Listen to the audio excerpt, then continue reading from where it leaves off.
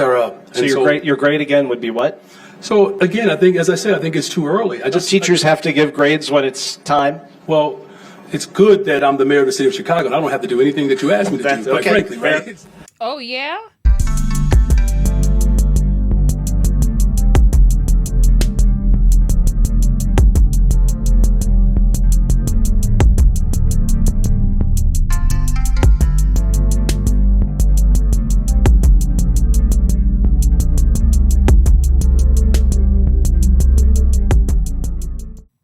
Hey guys, welcome. It's Nicole Patrice. Very quickly today, we're just going to get into what looks like was Mayor Johnson's response to a lot of the backlash that he's been getting in the media about his disrespect of the family of Officer Enrique Martinez, as well as the same situation that happened with the family of Luis Huesca.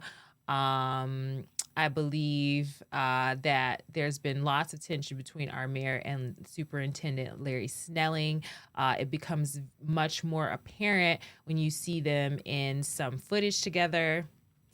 Okay, and so we're going to watch a little bit of that video from when they gathered details on the killer of Officer Martinez. I just want to watch the body language and then just kind of observe the difference in the confidence and the competency and the compassion and the use of empathy from Larry Snelling versus the other two who know that they have not been the most supportive of the community or the police and have really given a lot of latitude to criminals and youth and violence in the city. That's Kim Foxx and Brandon Johnson. So let's just look at that. We have to make sure that we are standing with the family who lost an officer attempting to protect this city. The focus now is on the family. We have to make sure, one, that we're respecting the privacy of the family, especially while they grieve through these times. We have to make sure that the family understands the work that the officer was doing out there, so that the family understands that their family member's life was not taken in vain. As the Chicago Police Department, we're going to continue to work through this. We're going to continue to work with the family and work with our communities and stand up. Had a meeting with our officers yesterday. They all wanted to be at work. And they wanted to be at work not just for Officer Martinez, but they knew that he was out there protecting the communities and the people of these communities, and they wanted to be out there to continue that. He was energetic, he was focused, and he wanted to make sure that he went out and did a good day's work to keep this city safe. With that, I'm going to turn it over to the Chief of Detectives. Okay, and so the Chief of Detectives is going to give all of the horrid details of this assailant, and I don't want to even relive all that, but the gist of it is this man was unhinged. It was a traffic stop that just went completely left, and next thing you know, he reached under the seat, pulled out an automatic gun, and just started shooting and instantly killed the officer, Officer Enrique Martinez, and then dragged like his partner, and it was horrible. And I believe he'd been arrested recently or was on parole. I think he had a monitoring bracelet on, and they said that he even cut it off to flee the scene. So this is just very indicative of a lot of the issues that people have been pointing to, that our lack of accountability in leadership for the violence in the city, not from the police or the police union or the superintendent, but from the darn the state's attorney's office and the mayor, who just seem to make excuses for criminal behavior.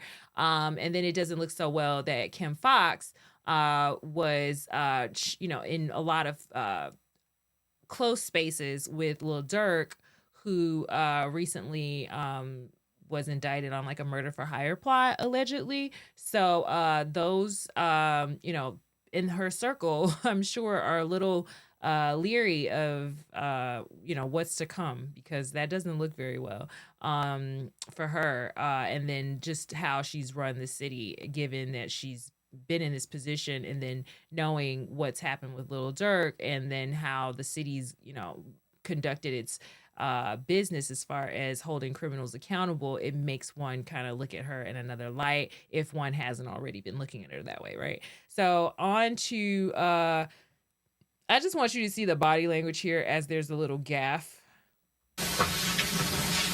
I am not Mayor Brandon Johnson. So you can see Snelling here kind of breaks a little. There's a little smile. You can tell he just has a good sense of humor. There's a lot of people in the comments too on this video saying that they'd vote for Larry Snelling for mayor in a heartbeat. He just feels like he has it in him.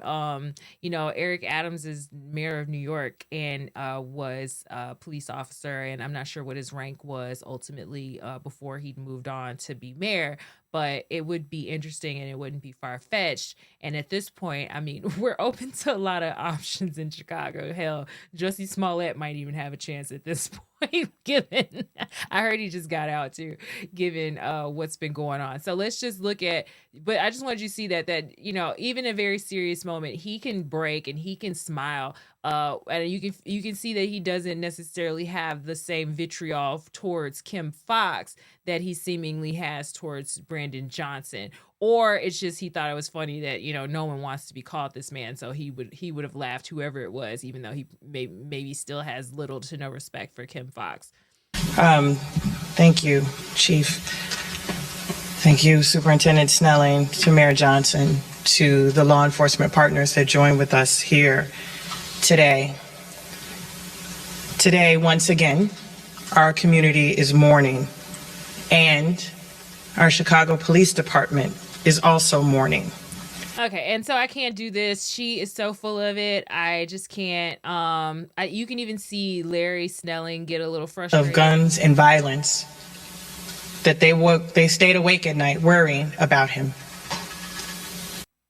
to ultimately get the call that he would not make it home in service to the people of the city of Chicago is any family's worst nightmare. I want to once again send my condolences to his family as they grieve during this time, to the officer who bore witness to his partner lose his life and almost lose his own, and the devastating trauma that he will have to endure for years to come. It's almost like she's just so used to saying it, and it's just, I don't know. I mean, it's like, can you really believe she feels these words? But I mean, at this point, with her leaving out and resigning, not running again, and her seat being filled, I don't know. I don't really know what this woman, who she is and what she wants out of life, but hopefully she's already gotten it, because it's over. To those who have been impacted and affected and show up today anyway, on behalf of the Cook County State's Attorney's Office and the people of Cook County, we thank you. We thank you for your service. As the superintendent said, we have filed multiple charges in this case, including the position that we are in today. State's Attorney, and good afternoon, everyone. Sorry, so now we want to see the grand Accountable to the fullest extent of the law. With that, I will turn it over to Mayor Brandon Johnson.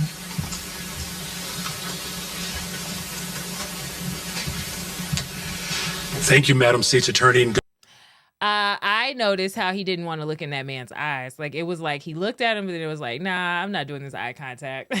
Like, this man does not like him. And I mean, if what he does in public is any indication of what happens behind closed doors, then there's no wonder. I wouldn't be surprised if, Larry hadn't had to get in his face a couple times. good afternoon, everyone. Thank you to our Superintendent Snelling, as well as to our Chief of Detectives, Chief Rossetti, and to the entire police department. The city of Chicago continues to grieve and mourn for the tragic loss of our dear officer Enrique Martinez. Our thoughts and our prayers will remain. The work that is done every single day to make our city a safer place is done by incredibly brave and courageous individuals. I don't know what he was trying to say, but the devil tried to come up out of that man. I think he's trying to say brave group of individuals, but he's clearly uncomfortable, and I feel like somebody got chewed out like a little bit before this. For his colleagues that served alongside of him and for the entire police department.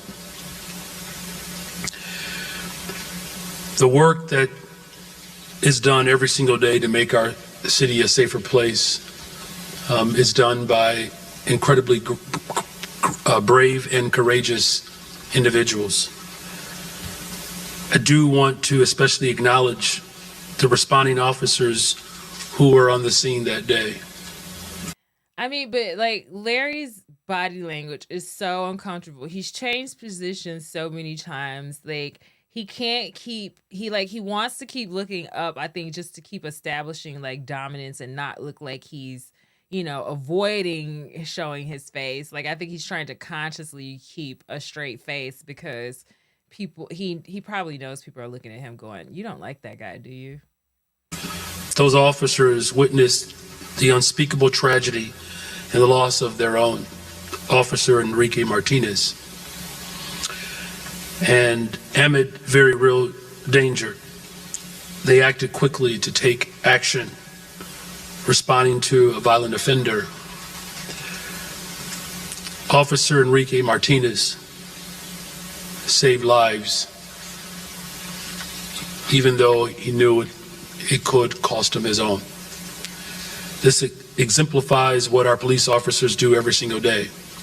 He said could instead of would. I don't know why he made that choice, but you can see he consciously made a decision to say that could cost him his own instead of that would cost him his own, because it did cost him his life. But I don't know why you're making it like it's still a hypothetical. Like, yeah, it was a hypothetical that became a reality. They know the sacrifices as well as the risks of their profession, but yet still they work every day to protect us. Our entire city recognizes the extraordinary courage of the women and men of the Chicago Police Force. They have our deepest respect and our unending gratitude for protecting our city. Of course, especially in the wake of heartbreaking loss. I don't think Larry agrees with you right there. The deepest respect part, he didn't look real happy. He recognizes the extraordinary courage of the women and men of the Chicago Police Force. They have our deepest respect and our unending gratitude for protecting our city. Of course, especially in the wake of heartbreaking loss, the fact that they continue to show up every single day is a testament to their love for this city.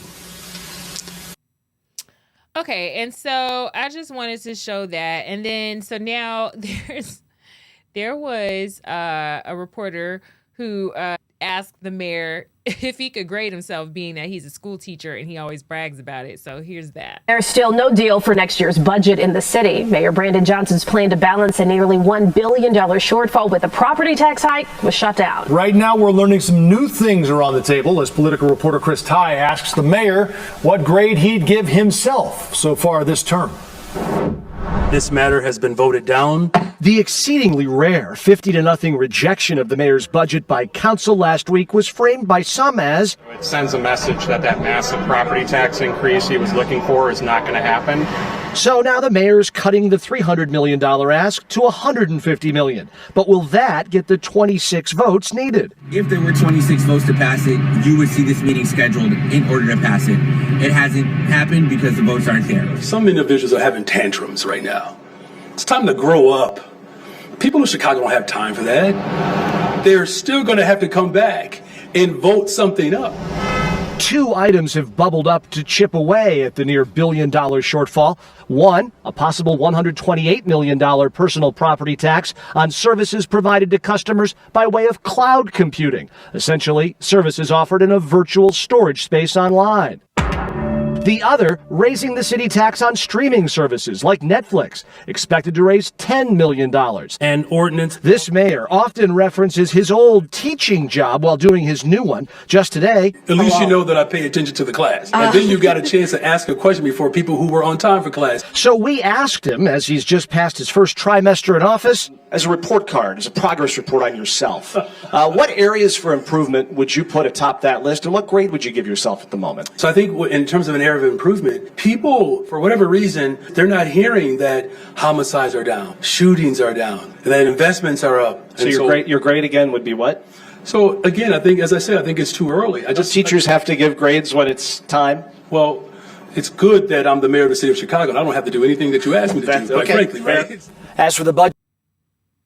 Oh yeah, as the mayor of Chicago, he doesn't have to ask the press. He doesn't have to answer to the press, I guess, and to fairly anyone, because the press is in there trying to act on our behalf, and ask the tough questions about what he's going to do with our money that he seems to think we have on end. For him to just spend on whatever vanity projects that he's decided to spend it on. But okay. Budget talks continue. That $150 million proposal is just that. There is no deal yet on it. Mayor Johnson says the talks continue throughout the week. In the newsroom, Chris Ty, CBS News, Chicago. Yeah, so, I mean, it's quite embarrassing. Please. It's quite embarrassing to have your aldermen shoot down any sort of proposal, 50 nays, 0 yays. And so there was something else. Oh yeah. So it looks like the mayor's office decided to release a press release in regard to doing some things in the hood, not necessarily doing things in the hood, but on November 20th, the Chicago Police Department and the Office of the Mayor had a press release on November 20th that states that they are working on the mayor's People's Plan for Community Safety, and asking the community to give their input in community engagement sessions that started in November and that will run through December, I believe, or early 2025. And so you can see this on the City of Chicago website, and the Chicago Police Department as well. There's some good information in here. There's some good nonprofits. There's some good research, think tanks and things here. Target Area Development Court, Resurrection Project. I'm not familiar with some of them. Others I am, like University of Chicago's Crime and Health Labs. You can go there, those websites too. There's a myriad of great resources there. But I encourage you all to show up and show out at these community sessions and let your voices be heard, especially in regard to how he's claiming he's going to stand up to federal agents and Trump and use our taxpayer dollars and resources to essentially, work against the will of the federal government, the state, and local communities. So that is interesting, and I hope that people do attend, and I would love to see, what people, what comes out of that and what people bring to the forefront. All right, and then lastly, ShotSpotter definitely, has been in the news, and the aldermen also are trying to work a deal back in for ShotSpotter into the funding or the budgeting compromises and negotiations that they're now having with the mayor, who got, basically embarrassed by the city council with a complete shutdown of his $300 million property tax increase proposal. And so one of the most vocal aldermen, Alderman Beal, has been out here just telling everybody, y'all better stop with this, playing with people's lives. Like, the ShotSpotter needs to be reinstated. There's someone on Twitter who's doing like Brandon's bodies. They're doing a countdown of how many people have shown up for hours just laying in alleys, found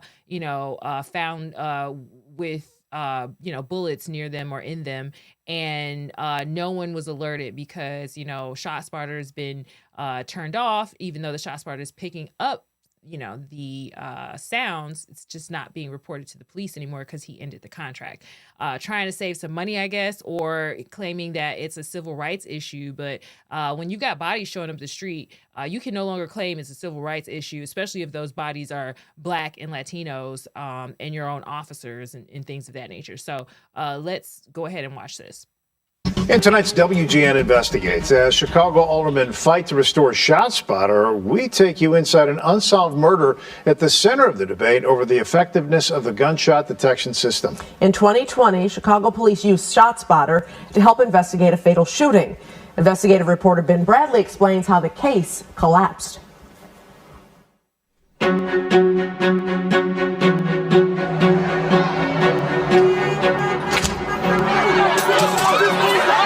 Over 3 days, the killing of George Floyd by Minneapolis police drew bigger headlines. This Southside Auto Zone was among the dozens of stores damaged and looted.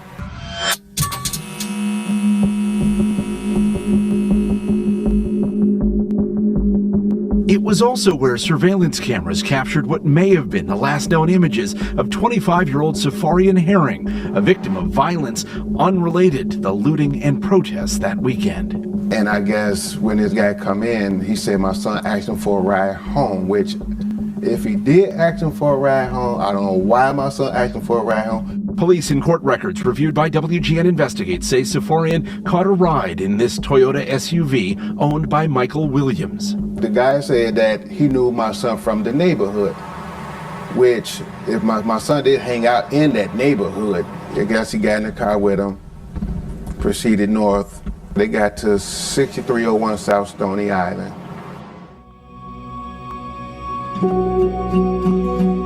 And that is where a bullet found Safarian. I could see this whole case in my head when I close my eyes, when I lay down. I see this case from front to back. He ain't have a chance.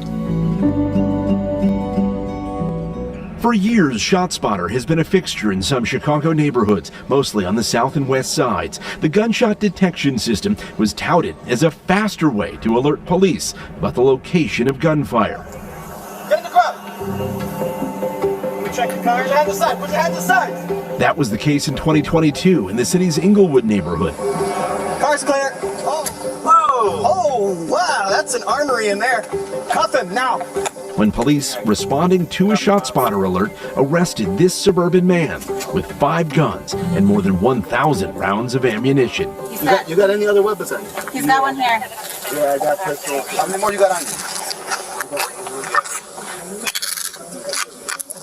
He had shot into a park, but no one was injured, and he was charged with multiple felonies. Okay, why don't you sit down for me? And we'll talk and we'll see what's going on. Herring's case was different in that he was shot while riding inside the SUV. The question was, who shot him? We know he was shot in the car because they didn't find no gunshot residue. They found blood in the seats and on the passenger side of in the car where he was sitting. After the shooting, Williams drove Herring to the hospital. They said, "You need to get down here quick." I said, "What's wrong?" They said it was a gunshot to the head. When I walked in there, he wasn't even recognizable. I said, "That wasn't my son." So I turned back around, and the doctor said, "Yes, that's a Safarian Herring." Wow. Williams left before police arrived, so detectives were left with few clues, or even an address of where Herring was wounded. Enter ShotSpotter. I'm gonna be honest, if it weren't for ShotSpotter, probably wouldn't have even known where he got shot. Based on an initial ShotSpotter alert, police concluded Herring was hit by gunfire near 63rd and Stony Island. There's no video of the shooting, but cameras captured 2 vehicles, Williams' Toyota and what's believed to be a Dodge Charger, speeding away from the intersection. I still have to deal with issues in my head. Through his attorney, Williams declined an interview request, but he spoke with WGN about that night in 2022. Car pulled up on the side of mine on Stony Island. and a shot was fired, and it struck my passenger in the head. Authorities didn't believe his story. They charged Williams with murder. In records reviewed by WGN Investigates, police allege the video shows the Charger's windows were closed, meaning they would have shattered if a bullet was fired from inside the car. He said, well, we have you. ShotSpotter have you for firing a gun. Williams' attorney said police were wrong on multiple fronts. ShotSpotter can't pinpoint exactly where the shot was fired. And what's more, he believes this same video shows the Charger's window was open, not closed, as police allege. That video clearly shows that the rear window on that Dodge Charger is rolled down. The police had the video. They did not look at it properly. They missed it. Williams pleaded not guilty and maintained his innocence, even as he spent nearly a year in Cook County Jail. It got so bad for me, I even attempted to commit suicide myself. Eventually, prosecutors dropped the charges, citing a lack of evidence. ShotSpotter had helped police investigate the killing, but in an ironic twist, it's also what led to the case's collapse. ShotSpotter gave the police lead in this case, but the police did an absolutely terrible job investigating it. As a result, Mr. Williams spent a year in jail for a crime that he did not commit. Williams is now suing the city of Chicago, claiming in this federal lawsuit that he was falsely accused because CPD officers used unreliable ShotSpotter evidence to arrest and prosecute him. I'm not the only one that deserves an apology. I feel that the young man who was shot and killed in my car, I feel his family deserves an apology. Mayor Brandon Johnson pulled the plug on ShotSpotter this fall, claiming it leads to over-policing. But a majority of aldermen, including many who represent Chicago's highest crime neighborhoods, fired back. But you know what I don't like? Canceling ShotSpotter when people are dying on the damn street. Soon after ShotSpotter was switched off, Sierra Evans was shot. Her body not found for 9 hours. Aldermen say they asked ShotSpotter to review records and found 11 gunshots were detected on the block, but not reported to police because the city ended the contract. Could it have potentially probably have brought first responders to her body sooner? Yes, so that way she was not just sitting out here with her body decaying overnight. It's an alarm, now silenced. And the hurtful thing is, I wasn't there to protect him. I don't hear his voice. I can't hear him calling me, talking about, hey, Pops, what you doing? At the same time, Mayor Brandon Johnson's administration allowed the ShotSpotter contract to expire. They've put out a request for proposals for other technology to help fight and respond to crime. But ShotSpotter supporters, including many aldermen, are trying to use the city's ongoing budget negotiations to engineer a way to bring ShotSpotter back. Ben Bradley, WGN Investigates. So, yeah. Why is everyone spiraling over YouTube banning ad blockers? So ultimately, you know, nothing is perfect. You saw that.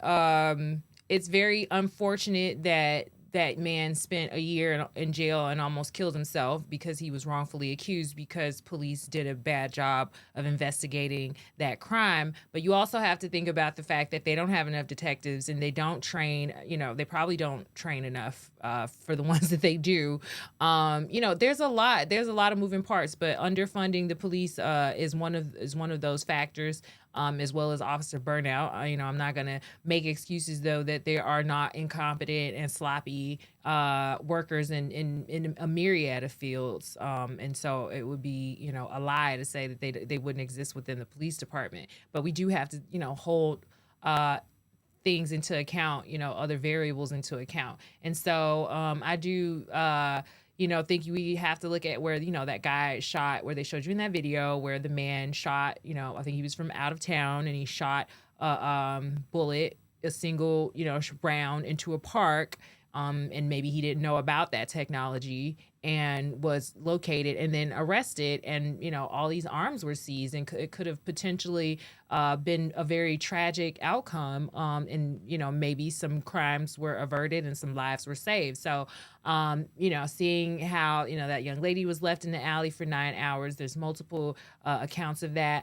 Let's see if I can find that. So CWB Chicago is doing a count of Brandon's bodies. And if you just look it up, so it's like as of 12:01 a.m. September 23rd, Chicago terminated its relationship with ShotSpotter, a gunfire tech detection system deployed in 12 of the city's most violent impacted neighborhoods. ShotSpotter pinpointed the locations of suspected gunfire to exact addresses and locations within those addresses, such as in the alley, on the sidewalk, or on the side of the house. Mayor Johnson stubbornly refused to reconsider his decision to dismantle the system, even though the majority of aldermen, citizens, and victims advocates and his handpicked police superintendent even asked for it to stay in place. Okay, so you can't tell me Snelling ain't had to get up in this man's face and shake or flip a table. Okay, and so so far, let me see if I can just pull this up. So I don't know if you guys can see that, but so far it says on this page we are tracking. On this page we are tracking incidents of people found shot in areas previously served by ShotSpotter, where the technology had it not been dismantled, could have played a critical, helpful role. The most common scenarios are likely to be people being found without a corresponding 911 call for shots fired, and people being found shot in areas where 911 callers provided inaccurate or overly broad locations of gunfire. So yeah, it just saves time. It saves lives. I don't know what the problem is. You got that one situation where it was human error. It wasn't the ShotSpotter. I'm not sure. So 9/23, there was a fatality. Oh no, so it's telling you if it's a fatality or not. So I'm sorry. 9/23/24, these were non-fatal shootings. 9/28 fatal, 9/29 non-fatal, 10/1 fatal, 10/1 fatal, 10/11 non-fatal, 10/13 non-fatal, 10/21 fatal, 10/26 non-fatal, 11/3 fatal, 11/10 fatal. I'm sorry, 11/3 there's one fatal, and 11/3 another one non-fatal, and then 11/10 yes fatality, 11/9 yes fatality, 11/18 no, 11/18 yes. So that's 16 accounts from various parts of the city. Some of the addresses range from the south side, west side, Roseland, mostly south side, west side, Gage Park looks like area, far south, Chicago. So yeah, I mean, I don't know where the benefit is in this for him to continue going on with this path. But like here, so Chicago police are conducting a death investigation after a man was found fatally shot near a school playground in Austin neighborhood Monday night. So this is a couple nights ago. 66-year-old was found shortly after 11 p.m. on the 1800 block of North Sawyer. I can never remember. Sayre. I think there's Sawyer. This is Sayre. A neighborhood that used to be served by the city's ShotSpotter gunfire detection network. So police said someone called 911 upon finding him sitting unresponsive next to a tree. They said he had a gunshot to the head, and the gun was found at the scene. So yeah, he still is holding on to this, and